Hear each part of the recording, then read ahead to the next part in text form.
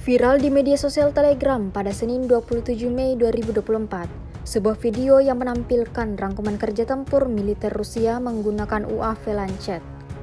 Pertempuran Rusia dan Ukraina masih terus berlangsung. Serangan mematikan terus dilayangkan pasukan Moskow ke titik pertahanan dan peralatan militer Ukraina.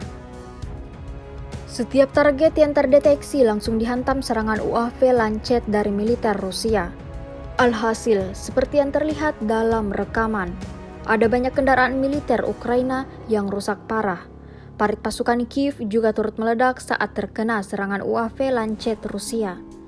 Dapat dipastikan angkatan bersenjata Ukraina dapatkan kerugian total dalam insiden ini. Hingga video ini beredar, beragam komentar dituliskan warganet.